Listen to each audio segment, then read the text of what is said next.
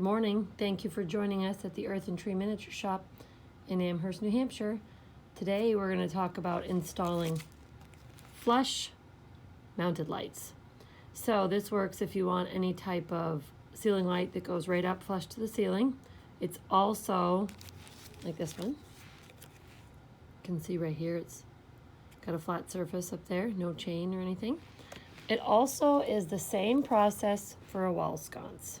The adapter shapes and size change, but it's essentially all the same steps. So whether you're going to put in a wall sconce or a flush mount ceiling adapter, that's the steps we're going to do today. So the first thing we're going to do is take out our light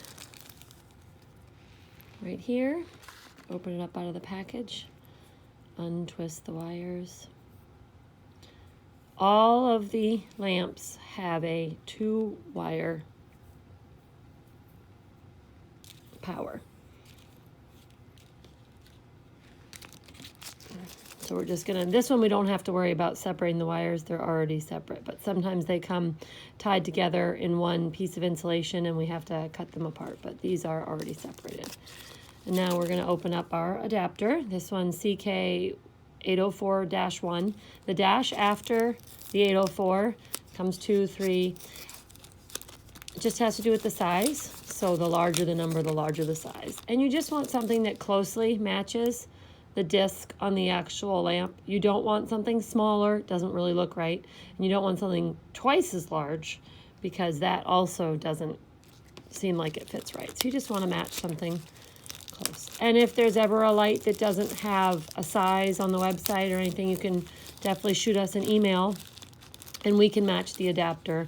Or if you're ready to purchase lights and you want adapters for them, you can ask us which ones fit and we have no problem picking that out for you in the store. One thing I do like about the circuits, well, I like a lot of things about the circuit adapters, but they do include illustrated instructions as what we're going to go through today. So as a refresher, that might help out too when you're at home.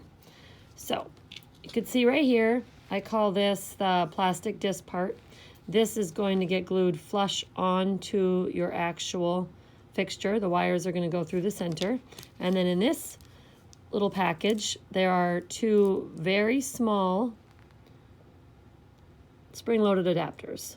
They're the 2, it's the pair of eyelets right here. Sorry, I said adapters, eyelets. And here you can see there's one single free larger eyelet by itself, and that one, we won't use it in our application. That's for a different type of installation application. So all we're going to use out of this little kit is the pair of spring-loaded eyelets and the actual adapter prong piece right here. We don't need, you can use the little pins, they come with it. They recommend that you use that to kind of locate, set your little locators for the tape wire, but I just use a pencil afterwards, so I don't use the pins or the large eyelet. The large eyelet can also be used as a spacer. It's got a bunch of different reasons it can be used. So all we need is this, the little eyelets, and that disc right there. So first thing we're going to need to do is cut the wire. We obviously have way too much length. We only need about an inch of wire. We want to go all the way through the prongs and have a little bit of extra. So we're going to cut this off. And you can always cut a little extra in the beginning. You can always trim it back. So now you can see wires are much shorter here.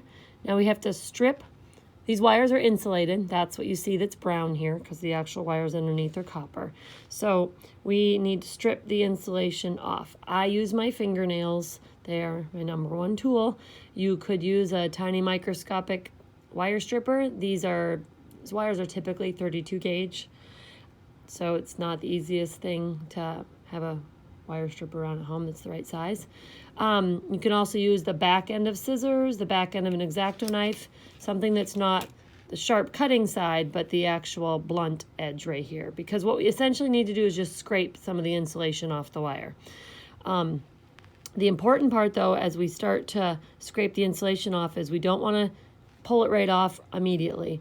Once we start removing the insulation, we need to be careful because the wire is very thin. I'm pinching really, really hard here so I cannot pull the wire out of the light fixture as I am proceeding to remove the insulation. You can see that little shiny part right there. That's where the insulation's breaking free, and I'm exposing the wire underneath. And right there you can see I have exposed the wire. So I am going to twist the insulation as I take it off the wire. So I'm getting all those loose strands of wire to come together and be twisted and braided. Much, much easier to thread them through the adapter. I do this same process if I'm putting a plug on, chandelier adapter, canopy, any type of wiring. I always twist it. Seems excessive, but you'll thank me later.